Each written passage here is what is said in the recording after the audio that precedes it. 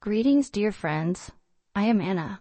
Within the walls of my home reside my parents and my grandparents, each a thread woven into the fabric of our shared existence.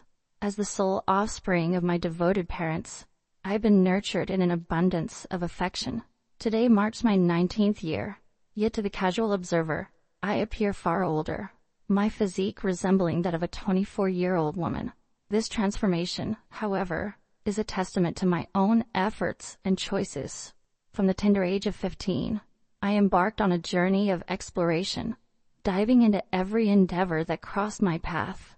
In our home, 5 rooms stand as silent witnesses to the lives within.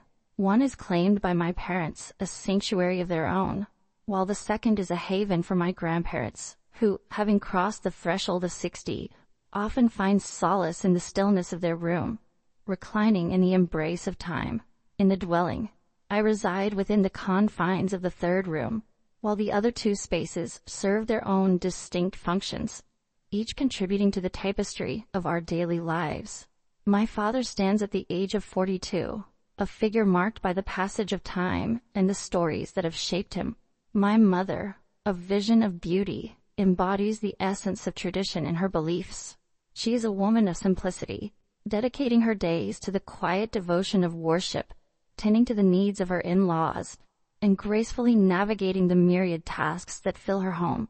My father is a man of enterprise, steering the ship of his own venture with determination and vision. Though our coffers may not overflow with wealth, within the walls of our home, we find ourselves wanting for nothing. My grandfather possesses a striking handsomeness, yet my mother seems to spare him little of her daylight hours, choosing instead to join him only when the night beckons and the world quiets for slumber. It was during the summer of my 18th year that this incident unfolded. As the evening shadows deepened and the last remnants of dinner lingered in the air, we each retreated to our chambers, seeking the solace of sleep. In an instant, the air was pierced by the sharp sounds of a heated argument emanating from my parents' room, mere walls away from my own sanctuary. And at that moment, a profound realization washed over me. It was the first time I truly sensed the discord between my parents, and an insatiable curiosity stirred within me, compelling me to uncover the reasons behind their conflict. At first, the idea of approaching my mother danced in my mind, yet a flicker of concern took hold. What if she felt a twinge of embarrassment in my presence? Thus, I resolved to keep my inquiries to myself, allowing the moment to slip away like sand through my fingers. Yet, as time passed, my curiosity swelled within me, an insistent whisper that urged me to peer into the unknown. A window in my room offered a glimpse into their world. It had not yet seen the passage of many years, yet it bore a few imperfections. I extinguished the light in my room, my heart pounding as I cautiously leaned closer to one of the small openings. The scene that unfolded before me was unlike anything I had ever witnessed, revealing a side of my parents that sent a thrill of astonishment coursing through me. My mother's refusals echoed in the air, yet my gaze remained steadfast, entranced by the sight before me, unable to look away. Amidst their chatter, my thoughts drifted far away, oblivious to the words that danced around me. My heart raced, and then, like a sudden flash of lightning, realization hit me.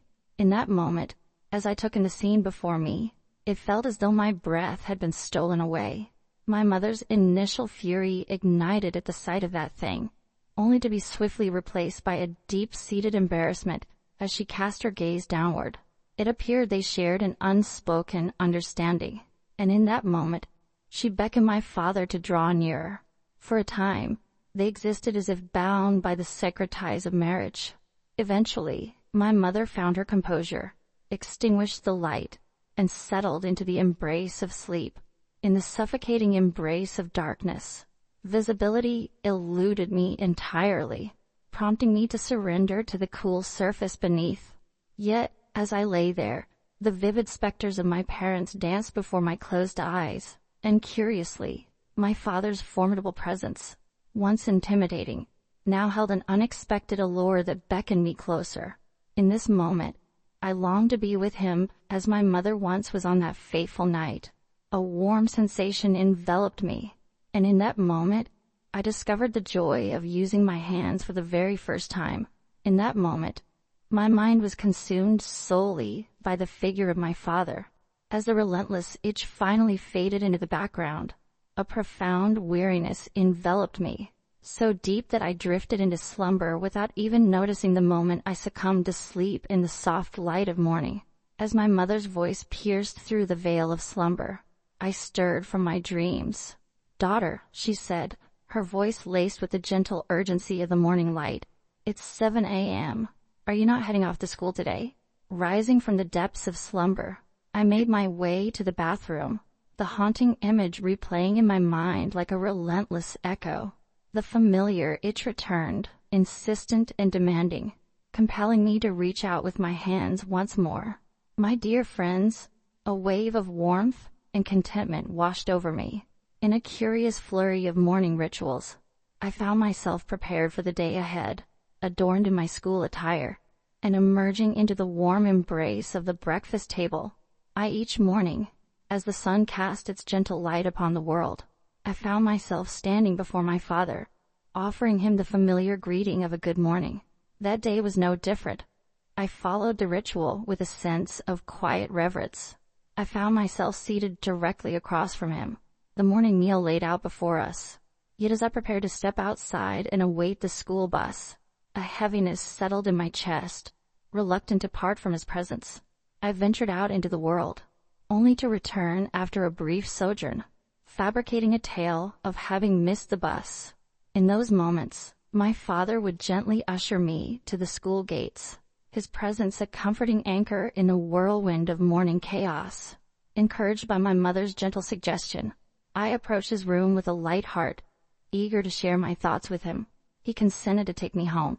I mentioned that time was slipping away from me, to which he replied, "All right, I'll just throw on a t-shirt and wait outside." I lingered in the stillness outside. Typically, my father would usher me greetings, "Dear companions." On that particular day, at my insistence, he opted for the scooter instead. "My dear friends." The scheme I had devised had unfolded beautifully thus far, yet a shadow of uncertainty loomed on the horizon, casting doubt on whether it would ultimately succeed. As I settled in behind him, we embarked on our journey to school, a distance of roughly 10 kilometers stretching before us. The morning stretched out before her, the road winding endlessly, wrapped in a serene stillness that whispered secrets of the dawn. As we approached the familiar stretch of road, just 2 kilometers from home, I turned to him, my voice laced with concern. The scooter, once a reliable companion, was faltering beneath us, and I felt a surge of determination. "Let me take the wheel," I insisted, the weight of the moment pressing upon us. With a hint of exasperation, my father declared, "All right, but I shall grip the handle." At last, the threads of my ambitions appear to be weaving together seamlessly. I acquiesced, and he brought to the scooter, parked at the edge, beckoned me to take my place in front of him. His hands encircled me, gripping the handle as we glided forward at a leisurely pace. Yet in that moment, who truly cared about the road ahead? My aspirations lay in another direction. As my father departed, I arrived at school, a sense of joy bubbling within me. I offered him my wishes once more. Perhaps he was beginning to sense a flicker of unease regarding my actions, for I had ventured in a territory that was undeniably audacious. In that moment, I found myself ensnared in a tumultuous state, navigating the trials of the day within the confines of the school walls. All my thoughts were consumed by my father, and I longed for nothing more than to share a quiet moment with him on the scooter. I was unaware of the tempest that raged within me, a tumult of thoughts that led me to contemplate such actions with my father. Let us press onward, then, into the unfolding narrative that awaits us. I came back to my abode, burdened by my yearnings and the tempest that raged within my thoughts. The clock had just struck 4 in the afternoon. The house was quiet, save for the presence of my grandparents. My mother had ventured out into the world, while my father remained ensconced in the confines of his office. After a brief sojourn to the bathroom, I took a moment to refresh myself, emerging with a sense of tranquility enveloping me. It was then that the gentle pull of slumber beckoned, and I succumbed to its embrace. As I opened my eyes to the world, the clock's hands pointed to 5 p.m. On that day, I stepped into the shower, the warm water cascading over me, and emerged transformed, donning a fresh set of clothes that lent an air of sophistication to my appearance.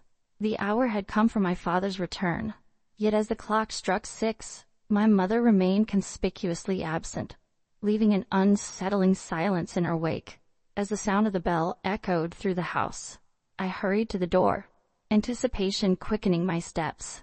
His face lit up with a smile as he caught sight of me, and he remarked, "You look exceptionally smart today, my daughter." A wave of joy washed over me as I realized I was gradually making headway in my scheme to captivate him. He entered the room with a quiet confidence, requested a cup of tea, and I retreated to the kitchen to prepare it. My father, having taken a moment to refresh himself, sauntered into the kitchen, engaging in casual conversation as he moved about. Eventually, when I turned my eyes toward him, I found his gaze wandering far beyond my reach.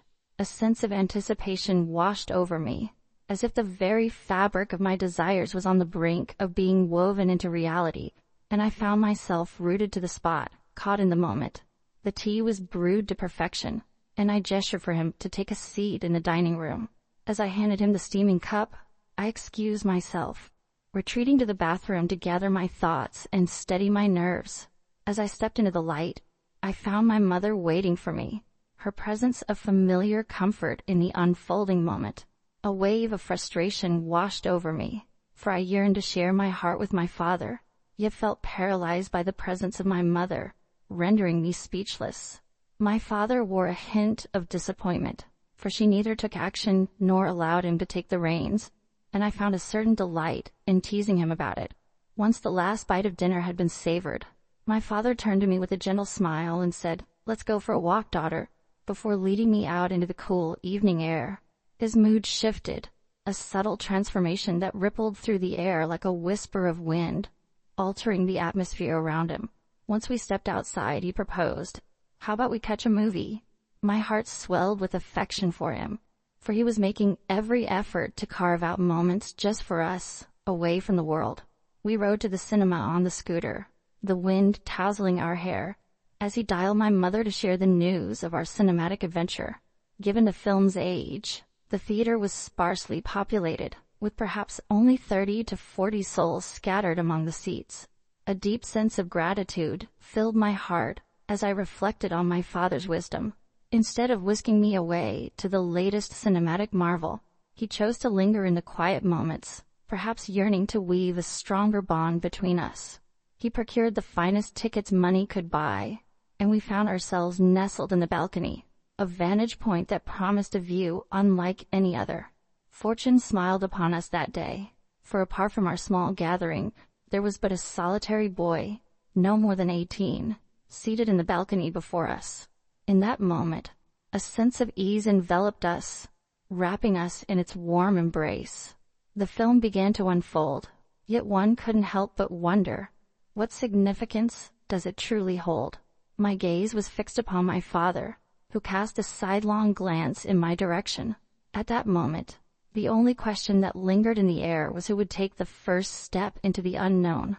In that instant, a sudden sting, akin to the bite of a tiny insect, jolted me to my feet. My father, a shadow of concern crossing his features, inquired about the source of my distress, and I revealed to him that a mere insect had left its mark upon me. He gestured for her to take a seat, adding with a hint of mischief, "If it nips at you once more, make your way to my side." I settled into my seat, the minutes slipping by like grains of sand through an hourglass.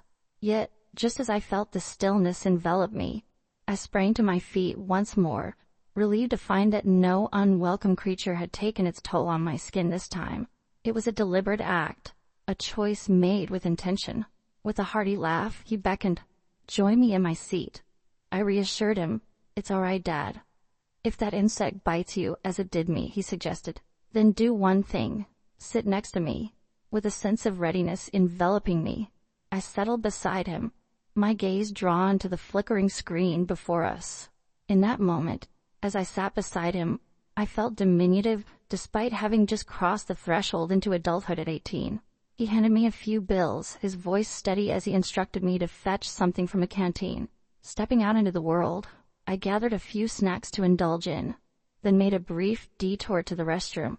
Yet, upon my return, I found that the movie had already begun, the story unfolding without me. I settled beside him once more, my voice soft as I confessed, "I feel better sitting next to you, Dad."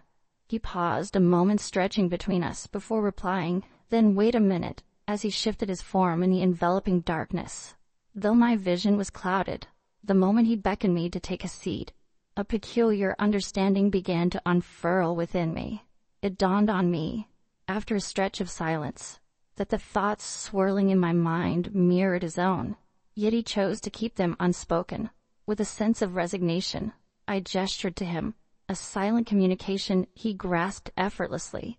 In that moment, reminiscent of my mother, I began to walk alongside him. We have savored it for a considerable stretch, enveloped in a serene yet weary embrace. The film concluded abruptly after a mere 20 minutes. As the screen faded to black and the lights remained dim, I shifted in my seat, anticipation mingling with disappointment. When the illumination finally broke through the darkness, we rose and departed, the echoes of the fleeting experience lingering in the air. In the corridor beyond, my father stood with a smile, inquiring about my thoughts on the film. I responded, declaring that I had never encountered a film more remarkable. Yet I couldn't help but add, "I'm struggling to find my footing." With a warm smile, he lifted me effortlessly into his arms, carrying me toward the parking lot where the tutor awaited. I settled into his embrace, my own smile reflecting the joy of the moment. We made our way back to the familiar embrace of home. From that day forward, my father has devoted himself to my well-being, just as I have committed myself to his care. Hello, friends. What were your thoughts on this tale? We invite you to share your thoughts in the comment box below.